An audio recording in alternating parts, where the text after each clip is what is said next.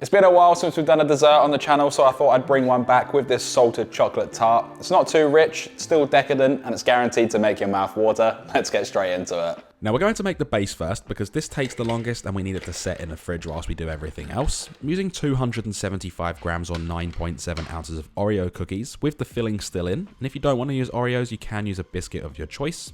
Blend these up on a high speed just until there's no large chunks and everything's combined and it's similar to a wet sand consistency. Then we can transfer it into a bowl or leave it in the blender bowl to save dishes. Pour in 100 grams or 3.5 ounces of melted unsalted butter. You can melt that in a microwave or in a pan, it's up to you. As well as a pinch of sea salt flakes just to get your mouth watering. And then mix everything together until everything is combined. Now once you have that done and you have something that looks like this, we can then transfer that mix into a tart tin. Now this is a rib tart tin. It's roughly 22 centimeters in diameter and it has a loose bottom so we can easily remove it once it's set. I do recommend using that if you have one, otherwise you're going to have some problems. But once you have that in, just use the back of a spoon to spread this all out, making sure it's all level. Make sure you push that up the sides to get that nice rim around the edge. And this is going to hold everything together. I will also mention I didn't grease this tin at all because there's enough butter in that mix already, so it's going to pop out quite easily. Once you have that done, this is going to be transferred into the fridge for about 45 minutes to set.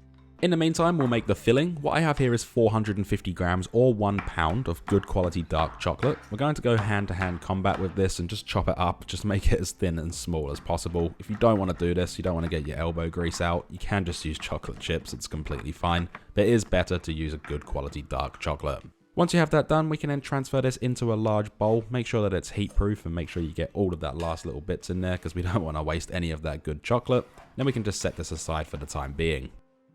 Place a large saucepan over a medium heat. Pour in 400 milliliters or 13.5 fluid ounces of thickened cream. This has a fat percentage of 35%, so it's similar to whipping cream. Follow that up with 100 grams or 3.5 ounces of unsalted butter that's been cubed. 1.5 tablespoons or 9 grams of castor, which is fine sugar. And 1.5 teaspoons, roughly 5 grams of vanilla bean extract.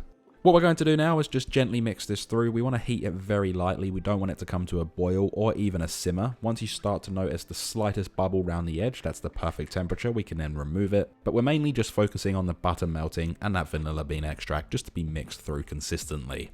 This can then be poured over that chopped dark chocolate or chocolate chips, depending on what you chose to use, and just gently mix this all together until everything's combined and you have that rich dark chocolate sauce. What we've made here is a chocolate ganache, and this is going to be able to go in the fridge and set, but not solidify, so you still have that beautiful texture and it's really soft, but still holds its shape. We're looking for that beautiful silky smooth sauce like this, and then we can add in another pinch of sea salt flakes if you wanted to, of course, but it does make the mouth salivate, and just mix that all together until everything is combined and smooth.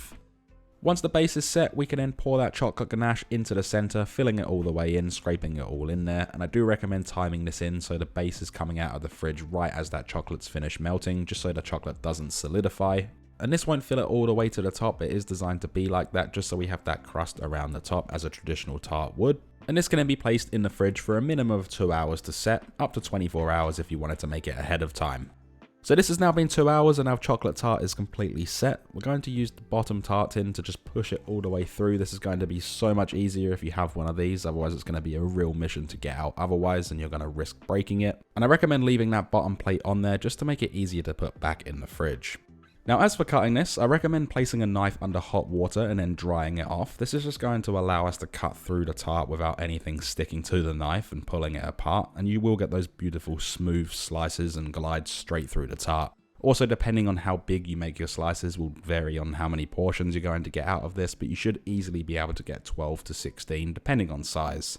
I do recommend using a smaller portion for this type of tart because it is decadent and it is quite filling, but it's up to you what you want to do. Once you have your portions figured out, I recommend sprinkling over a little bit more sea salt flakes for that finishing touch. I'm serving this with some whipping cream. You can also serve it with a little bit of mascarpone or leave it out completely. And I'm also using a fanned out strawberry, and you can use mixed berries or any sort of fruit for this type of thing.